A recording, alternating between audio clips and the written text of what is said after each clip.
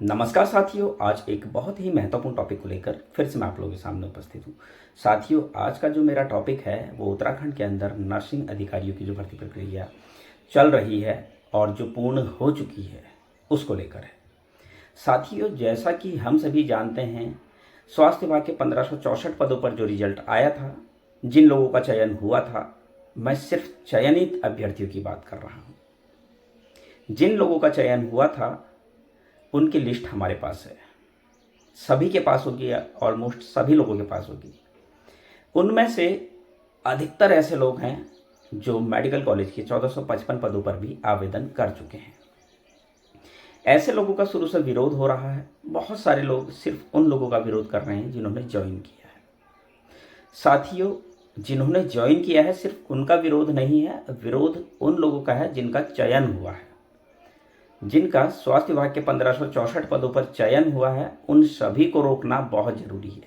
मैं लगातार आपसे एक बात कह रहा हूं कि दो लिस्ट बनेगी। एक लिस्ट वो जिन्होंने ज्वाइन किया, ज्वाइन करने के बाद स्वास्थ्य विभाग के 1564 पदों पर जो रिजल्ट आया था उसमें उनका चयन हुआ, चयन होने के बाद उन्होंने ज्वाइन किया और यहाँ भी आवेदन कर दिया। पहली लिस्ट उनकी बनेगी। दूसरी लिस्ट उनकी बनेगी जिनका सिलेक्शन स्वास्थ्य विभाग के 1564 पदों पर हुआ और उन्होंने ज्वाइन नहीं किया। इन लोगों की लिस्ट बनना भी बहुत जरूरी है। वन टाइम सेटलमेंट के तहत ये भर्ती है। पहले हमको चीज़ें समझनी होगी। वन टाइम सेटलमेंट के तहत ये भर्ती है और ये भर्ती एक ही है, दो अलग अलग भर्तियां नहीं हैं। इस चीज़ को क्लियर हमको समझना होगा। दो पार्ट में हो रही है वो बात अलग है, लेकिन ये भर्ती एक ही है। जब एक ही भर्ती है तो जिन लोगों का सिलेक्शन पहले हो चुका है वो यहाँ आवेदन कैसे कर सकते हैं, ये बहुत बड़ा मुद्दा है और इस मुद्दे पर बहुत बड़ी लड़ाई चल रही है। और इस लड़ाई में मैं आपको निश्चित तौर पर बता देता हूँ, ये सारे लोग पैदल होने चाहिए, चाहे वो जिनका सिलेक्शन हो चुका है, चाहे जिन्होंने ज्वाइन किया है। इन सभी लोगों के खिलाफ हमको एक होकर लड़ाई लड़नी है। इन लोगों का स्वास्थ्य विभाग के 1564 पदों पर जब चयन हो चुका है, जिन लोगों ने ज्वाइन किया अच्छी बात है, जिन्होंने ज्वाइन नहीं किया वो उनकी सिरदर्दी है, हमारी नहीं। क्या गारंटी है वो यहाँ पर भी ज्वाइन करेंगे? हो सकता है वो यहाँ भी ज्वाइन ना करे। तो किसी के भविष्य के साथ खिलवाड़ करना ये बहुत बड़ी बात है।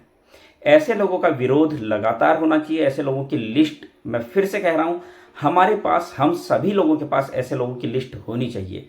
हम लोगों ने किन किन लोगों की लिस्ट बनानी है? एक तो वो लोग जिनका स्वास्थ्य विभाग के 1564 पदों पर चयन हुआ और उन्होंने ज्वाइन किया।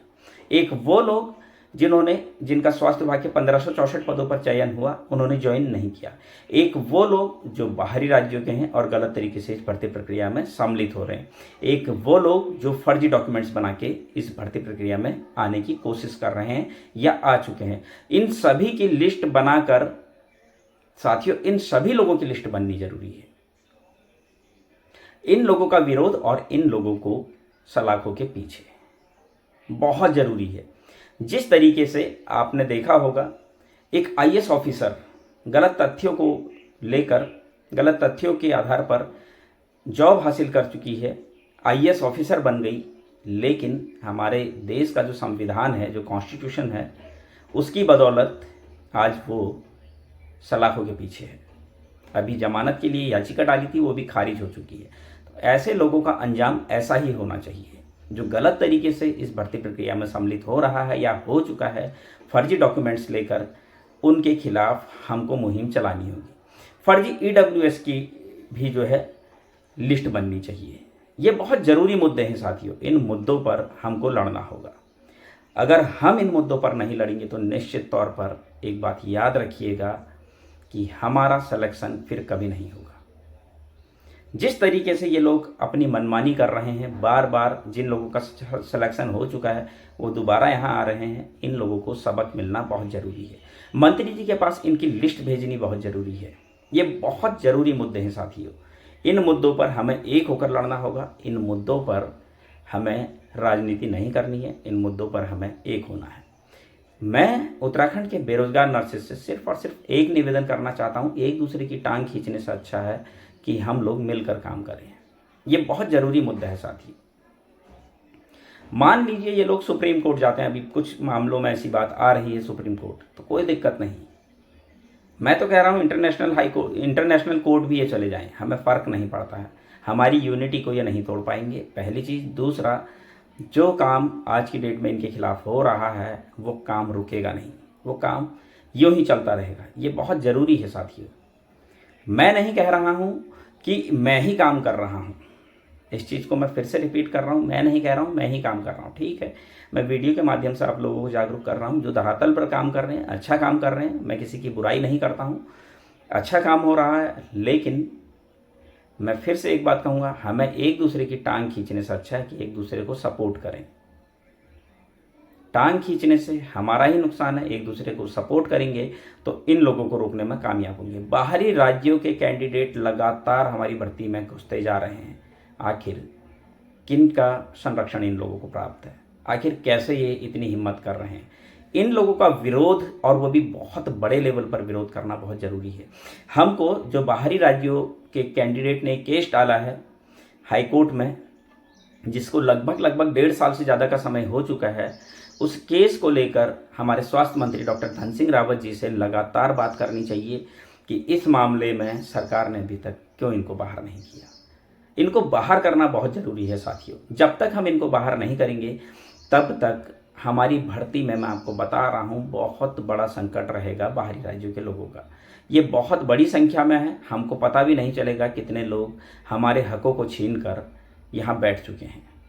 इसलिए इन लोगों का इस राज्य से बाहर निकलना बहुत ज़रूरी है।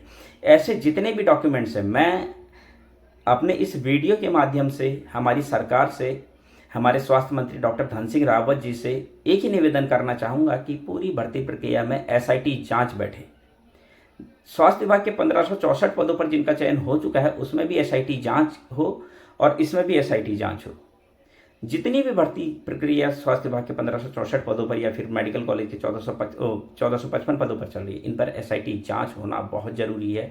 SIT जांच से ही पता चलेगा कितने लोग फर्जी तरीके से इस भर्ती प्रक्रिया में आ चुके हैं या आने की कोशिश कर रहे हैं। ये बहुत बड़ा मुद्दा है साथियों, और मैं सभी से एक निवेदन करना चाहूँगा, इन मुद्दों पर सबको जोर शोर से हल्ला करना चाहिए, इस मुद्दे को जोर शोर से उठाना चाहिए। ये मुद्दे ऐसे मुद्दे हैं जो उत्तराखंड को बर्बाद भी कर सकते हैं, और इन मुद्दों पर अगर हम सही तरीके से लड़ाई लड़ देते हैं तो यही मुद्दे जो हैं वो उत्तराखंड के बेरोजगारों के भविष्य को बचा भी सकते हैं। साथियों, डिसाइड हमने करना है कि हम किस राह में चलते हैं। क्या हम आंखें मूंद कर गूंगे बहरे बन जाएं और इन लोगों को इस भर्ती प्रक्रिया में आने दें, या फिर इनका विरोध करें? डिसाइड हमने करना है, डिसाइड हम सब लोगों ने मिलकर करना है। मैं उम्मीद कर रहा हूं कि सभी लोग एक होकर इन लोगों का विरोध करेंगे। इसलिए ज़रूरी है साथियों, क्योंकि जिस तरह से लगातार ये हमारी भर्ती प्रक्रिया में सम्मिलित हो रहे हैं, लगातार हमारे राज्य में ये लोग घुसपैठ कर रहे हैं, लगातार यहाँ पर ज़मीन खरीद रहे हैं, इससे मैं आपको एक चीज़ बिल्कुल क्लियर कर देना चाहता हूँ, आने वाले समय में ये लोग यहाँ पर स्थायी हो जाएंगे और हम यहाँ के जो हैं यहाँ से पलायन करने को मजबूर हो जाएंगे। तो ऐसी स्थिति ना आए। उत्तराखंड में उत्तराखंडियों का हक है, बाहरी राज्यों के लोगों का हमको पुरजोर विरोध करना चाहिए। हर तरीके से इनको इस भर्ती प्रक्रिया से बाहर करवाना है, इसके लिए हमको एक होकर लड़ना है। उम्मीद करता हूँ साथियों आपको ये जानकारी पसंद आई होगी। आगे भी मैं इसी तरह की जानकारी आप लोगों के लिए लेकर आता रहूँगा। तब तक के लिए धन्यवाद।